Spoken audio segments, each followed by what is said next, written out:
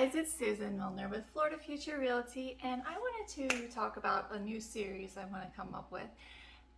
And it's going to be about professionalism and common courtesy, professional courtesy. It may or may not also be ethical things, legal things, but for sure, what we're going to talk about are like little professional courtesy things and how it can affect real estate agents and buyers and sellers. So I hope you'll join me on this first episode. Welcome back. Today I wanted to talk about setting up showing appointments. We want to look at this from different angles, whether you're a buyer, a seller, or a real estate agent. And also note that this is me speaking from my own opinion and my own experience at Florida Future Realty in Southwest Florida.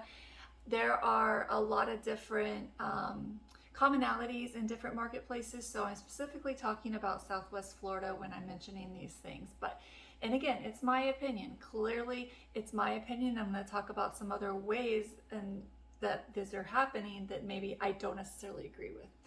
All right, so here we go. So basically, as a listing agent, when I take a listing, I work with the seller to make sure that they understand how appointments are going to work.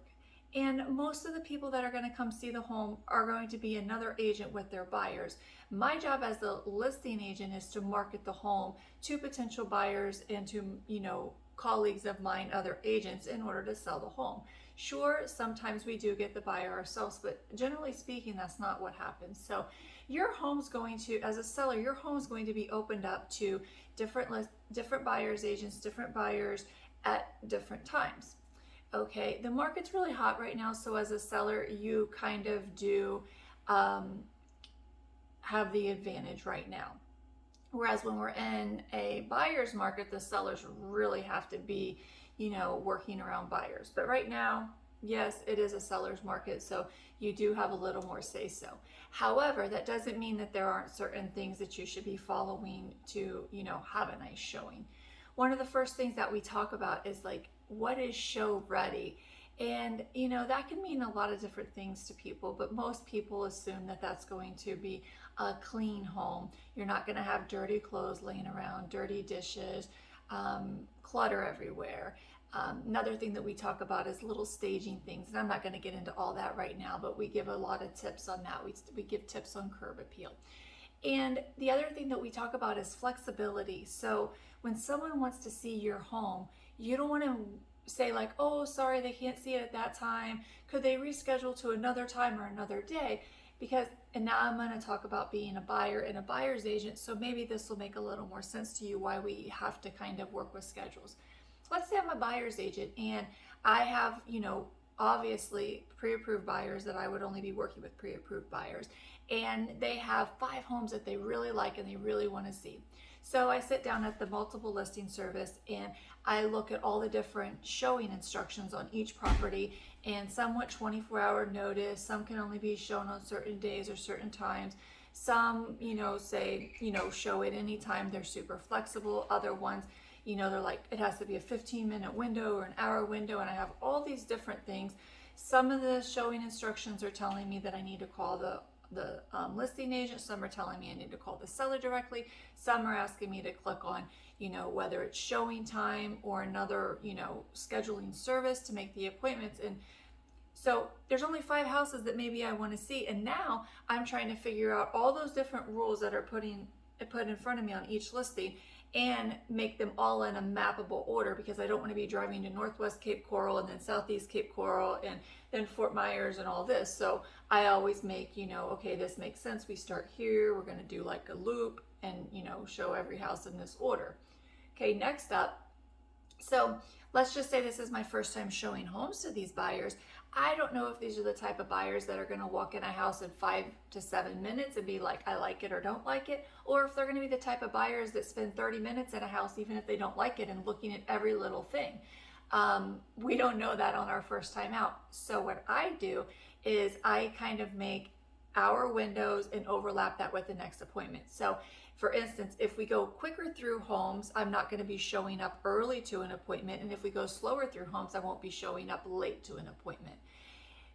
I've had before where I've tried to use showing time, which is my preference, because showing time is a click of the button and then it sends a text to the seller or the tenant and they can just confirm that appointment, and there's not, the buyer's agent has to call the listing agent has to call the seller has to then call the listing agent back, the listing agent calls the buyer's agent back, and then the buyer's agent is sitting here trying to coordinate everything, getting all those multiple phone calls.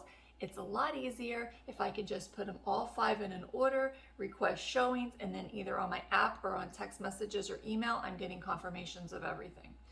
Okay, that being said, I sometimes run into where they're like, we only allow 15-minute windows of showing. That's nearly impossible unless it's the first showing of the day. Me being able to say, make it in 15 minutes and know that my buyer's going to wrap up within 15 minutes. I don't know if agents necessarily know that they're putting that restriction when they set up the showing time, but the ones that are doing it on purpose, like, you're shooting your foot, literally shooting yourself in the foot, because you're losing potential buyers to walk through the house. So if you are a seller and you haven't kind of talked to the listing agent about how they're going to be setting up showings and what kind of restrictions are going to be on there, you really need to. They need to be giving at least an hour window, preferably if like you are going to be at work or you're okay being out for 2 hours. Even allow 2-hour windows, because it's going to give more flexibility in the schedule. And as a courtesy, if you're a buyer's agent and you're out there showing homes and you're running early or you're running later, you're going to skip one, you need to let that listing agent know right away. The cool thing about showing time is I can do it right on the app. So they'll get a notification, oh, they've canceled that showing. I had before where a buyer didn't show up, and it was very frustrating. I'm almost to the driveway of the home. I'm a few minutes early, and they tell me, oh, we're not coming, we don't feel well. And I'm like, oh no, so I have to let the listing agent know so they can let the buyer know right away. And I'm like, I am so sorry about this short notice, but things happen.